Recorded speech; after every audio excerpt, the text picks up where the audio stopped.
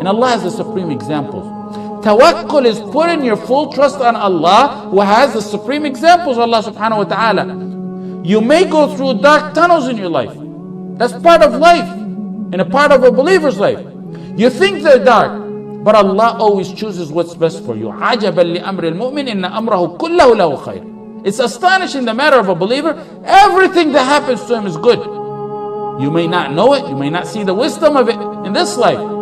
You may later on see it. If you don't see it in this life, you will see it in the life after. Ibn Rajab mentioned the story of Qadi al-Maristan. He said about himself, Qadi al-Maristan, he said, I was hungry one day in Mecca. And I became hungry one day that I couldn't find anything to eat. So I went walking around in Mecca. I found a pouch, a tightly tied pouch. I picked it up and brought it to my house. And then in my house, when I untied it, I found a beautiful necklace of pearls that it's like I've never seen anything like it before. He went from a difficult time to the utmost of ease. But tawakkul didn't waver a tiny bit in his heart. Full tawakkul on Allah when he was walking around hungry. And the same tawakkul now that he's a millionaire.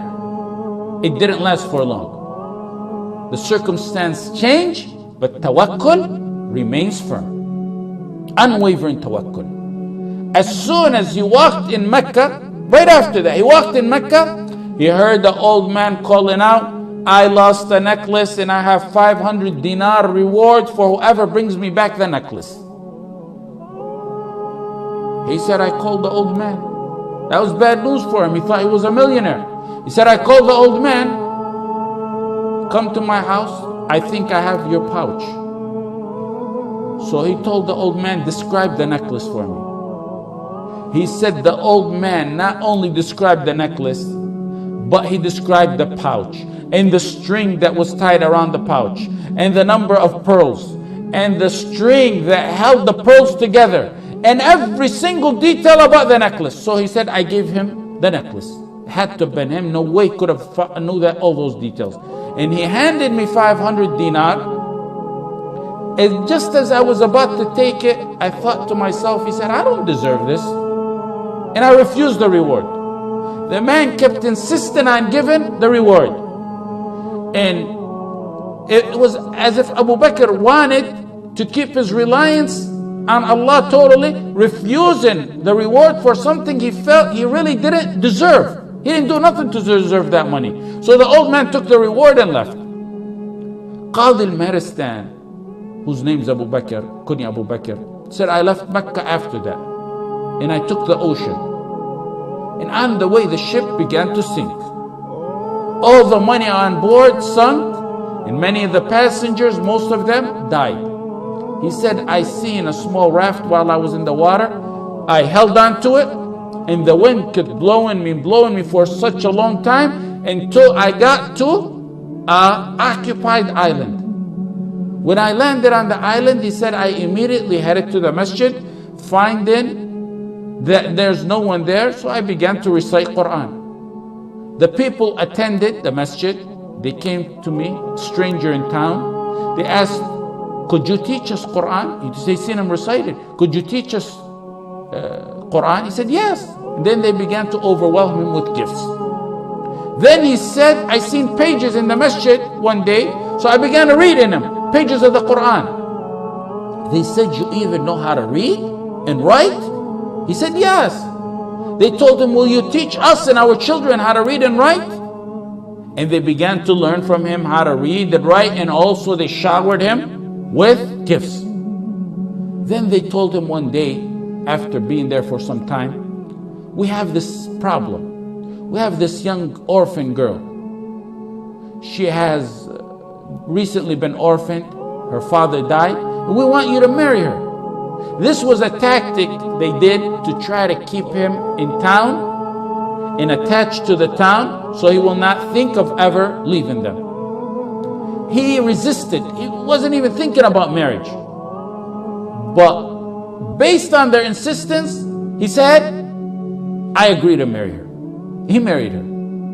Okay, the night of the wedding, when they presented her to him, he said, I looked at her and I was startled and astonished, and I was unable to raise my eyes off her neck. I seen the necklace I gave the old man some time ago on her neck. This is a true story, authentic story. He wasn't looking at his new bride's face, even though she's mentioned as being one of the most beautiful women in that town, in that island. The relatives around him said, you broke that orphan's heart. How could you look at the necklace and not at her? You're breaking her heart. It's like you're saying she's ugly by your looks. He said, I began to tell them the story of how I found that necklace on her neck, and how I returned it to some old man in Mecca, and how I left Mecca, and then the ship sunk, and how I arrived to their island. I told them the whole details of the story. They began to shout and cry, La ilaha illallah, Allahu Akbar, La ilaha illallah, Allahu Akbar. And the crowds in the town began to gather. He said, why are you people doing this, and why are you astonished? They told him, the man you gave the necklace to is the father of this girl. And what's more astonishing than that is we used to always hear him say, I never met a Muslim on the face of this earth like the man who returned the necklace to me. And they said we used to always hear him make dua, oh Allah, unite that man who returned the necklace with my daughter as her husband.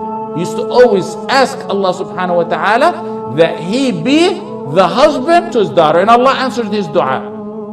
This is what happens with tawakkul. During hard times, your tawakkul needs to go unwavering, and that light will reappear at the end of the tunnel. Tawakkul is your source of ease and happiness in both difficult and happy times. That's not the end of the story. Look it, from tunnel to tunnel. You see the light, then you go in another tunnel. He said, I lived with her a very nice life, and Allah blessed me with 2 children. Tawakkul, through ease and hardship. Then she died. His wife died. Another hardship. So he said, me and my sons inherited the necklace. Then my 2 children died. Another hardship, but no, the tawakkul still there. He said, then I sold the necklace for 100,000 dinar.